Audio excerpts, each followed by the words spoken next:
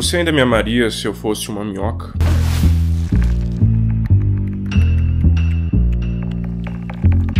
Ou melhor dizendo, se eu fosse um besouro gigante?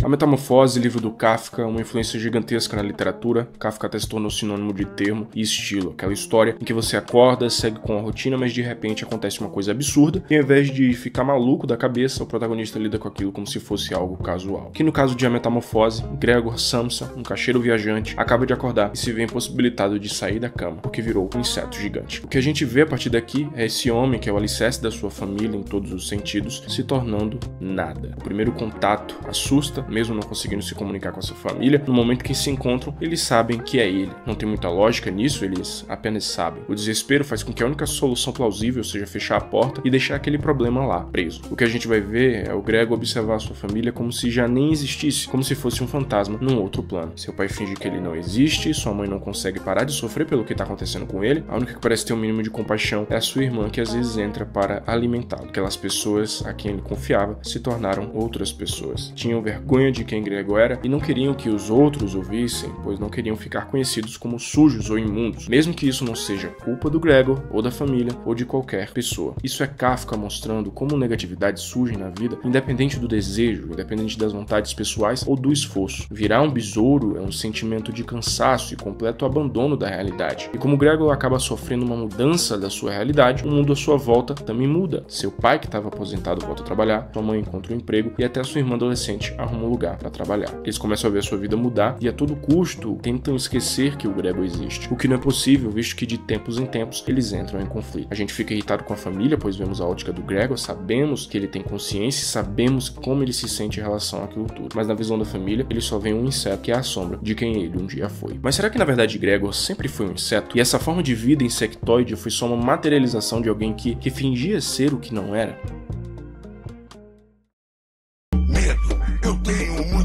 Gregor vive à base do medo. Eu sei que em quase todo vídeo que eu faço, em algum momento eu falo de medo, mas é que esse é o sentimento humano mais forte e o mais citado em obras da cultura humana. E com o Gregor não é diferente. Esse cara é o único que trabalhava na família dele, em um emprego que não gostava e que ele era bom, não porque gostava, mas porque precisava ser bom. Sua família tinha dívidas gigantescas que ele estava tentando se livrar. E enquanto ele ajudava a todos ali naquela situação, ele era muito amado. Era um filho exemplar, mas era amado por sacrificar as suas vontades e seus desejos. Era amado porque tinha medo de não ser. Esse medo era tão forte que quando o Gregor percebeu que tinha passado pela transformação, a única coisa que ele se preocupava era se iria conseguir trabalhar, porque ele precisava de dinheiro para pagar as dívidas da família. Esse medo caminhou com ele até o momento em que ele vira esse inseto. O custo de manter essa insatisfação dentro de si foi alto, ele não aguentou mais. Então a sua própria biologia o trai. Mas o medo tem uma função bem definida. O medo prende, mas também muda. Por medo, sua família se movimenta e começa a mudar a própria vida. A sua irmã de 17 anos, que era apenas uma jovem, se tornou uma mulher aos olhos dos pais, já que agora oferece apoio dentro de casa. Com medo do que pode acontecer, a família esconde o Gregor. O Gregor tenta sair do quarto uma vez e o pai joga uma maçã nele, que fica presa no seu casco, alertando para que ele volte ao seu esconderijo. Pra você ver como esse senhor ficou apavorado com aquele inseto. O medo é sobrevivência. Ele não é racional, não é lógico, não vai te fazer tomar as melhores escolhas. Ele é a pura encarnação dos seus mecanismos de sobrevivência, tentando garantir a sua vida e seu futuro. É isso que o medo faz. O problema do medo é quando a gente fica preso nele, quando todas as nossas decisões são tomadas com base nele, o que indica que a direção que você está seguindo na vida não é baseada no lugar em que você quer chegar, mas sim no lugar que você quer fugir. E isso é um erro, porque faz com que você aceite qualquer outra coisa para sair daquele medo. Então você precisa de duas coisas: ter uma direção e se tornar uma pessoa capaz de ir nessa direção.